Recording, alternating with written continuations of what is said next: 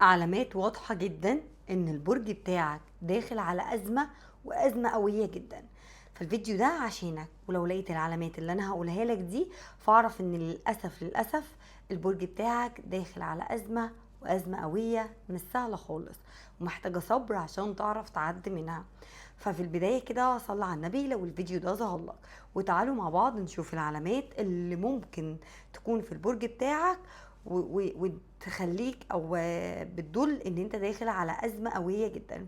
وقولي كده انت برج ايه. ركز معايا عشان تعرف العلامات. اول علامه توتر من غير سبب. انت مش عارف انت متوتر ليه، تعبان زهقان توتر كده، حاسس ان انت قلقان مش عارف ايه السبب بس انت متوتر.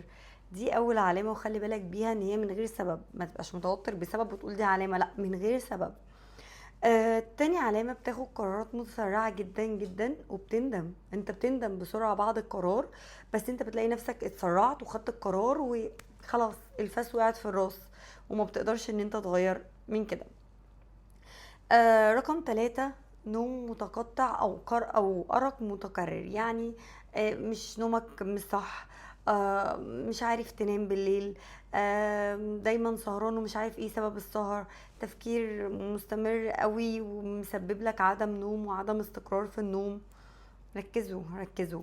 رابع حاجة، مشاكل مفاجأة من علاقات قديمة أو علاقات قايمة أصلا وما فيهاش أي مشاكل، تلاقي فجأة المشاكل اتقلبت عليك مش عارف من ايه، انت ما عملتش حاجة، تلاقي الدنيا كلها اتقلبت عليك. رقم 5، خسائر مادية أو صرف فلوس من غير تفكير، تلاقي نفسك بتخسر مادي مادي مادي فلوس، وبتصرف فلوس من غير سبب، او مش عارف انت بتصرفها في ايه. بتلاقي الفلوس بتروح منك كده انا عملت ايه، انا ما عملتش حاجة بالفلوس دي، فبتلاقي الدنيا ضايعة معاك شوية. رقم 6، احساس بالضياع وعدم وضوح الطريق، انت مش عارف طريقك فين، حاسس انك ضايع تعبان، آه مش عارف انت عايز ايه ولا رايح فين ولا جاي منين. رقم 7، صداع او ضغط نفسي مستمر، صداع صداع صداع، ضغط نفسي كبير عليك، مش طايق حد يكلمك من كتر ما انت تعبان وزهقان مش قادر. رقم 8، ان انت بتكرر نفس الاخطاء رغم انك واخد بالك، انت واخد بالك ان دي اخطاء بس انت بتكررها ومش عارف بتكررها ليه برضو، ودي حاجة تعباك. طيب 9، فقدان الحماس للحاجات اللي كنت بتحبها، يعني انت كنت بتحب حاجات كتير قوي، لقيت فجأة نفسك فقدت الحماس وما بقيتش عايز حاجة ولا حابب حاجة ولا عايز تعيش حاجة للأسف.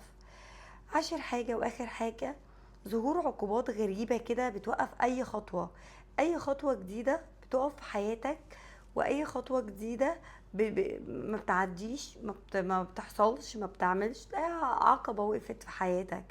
فلو انت بيحصل لك ال10 علامات دول فللأسف انت داخل على أزمة كبيرة جدا جدا جدا.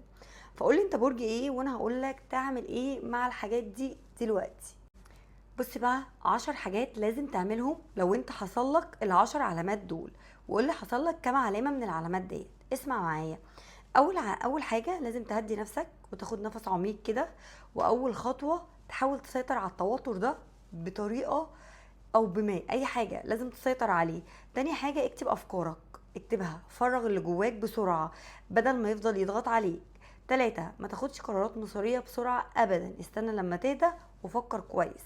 4، احكي لحد بتثق فيه، الكلام بيخفف شوية عنك الضغط اللي انت حاسس بيه.